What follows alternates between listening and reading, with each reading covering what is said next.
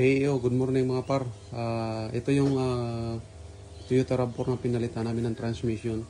So, ang problema nito, lumalagotok yung reverse at saka shifting. Ngayon, okay na yung transmission, napalitan na namin. Kaso may problema pa.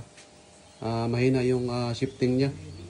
So, alam ko marami nang gumagawa nito sa YouTube. Mga tutorial, pero upload pa rin natin. Tingnan natin kung anong nagiging cause nito. Nagiging problema bakit delete yung shifting nito. So tara.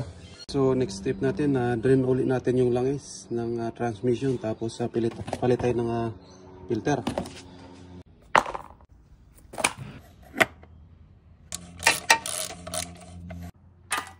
Na-check na natin itong mga solenoid sa valve body. Wala siyang problema, okay yung mga solenoid.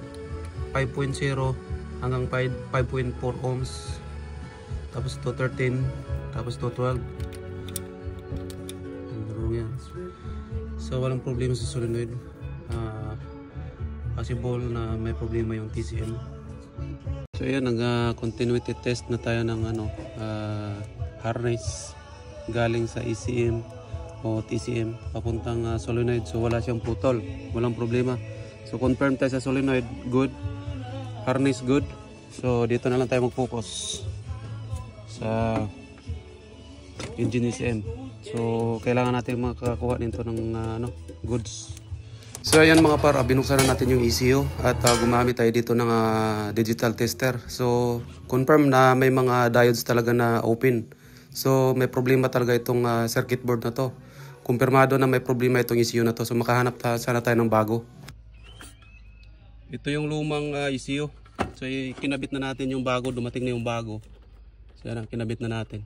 Kailangan lang natin na manual resetting kasi hindi siya madali sa scanner sa ECU reset. So ayan mga par, hindi siya umaandar yung makina kasi bagong ECU, kailangan immobilizer programming. So ang ginawa natin, manual reset natin yung tingnan nyo yung pin ng diagnostic port. May ginamper ako dyan, tingnan nyo na lang. Antayin natin yung 30 minutes, pagkatapos bunutin yung naka-jumper na yan. Nakikita nyo milaw-ilaw yung dashboard. Then, tinanggal na natin to mga par. Yung naka-jumper natin dito sa Subukan natin pandarin.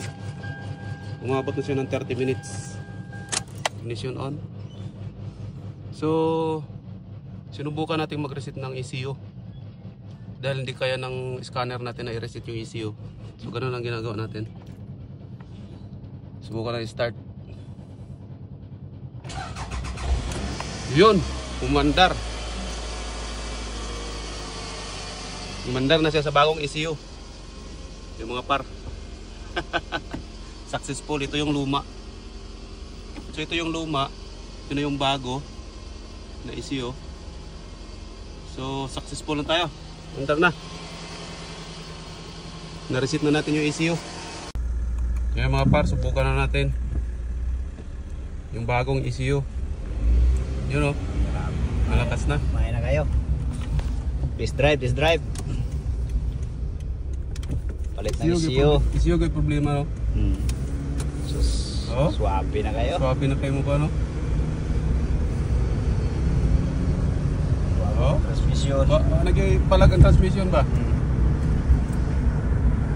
Lipay ng tagihan Buhol na kayo tagihan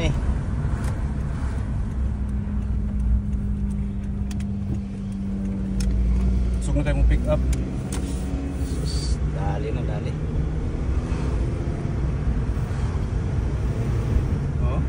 Smooth na kayo sa mukuhan ba? Shifting.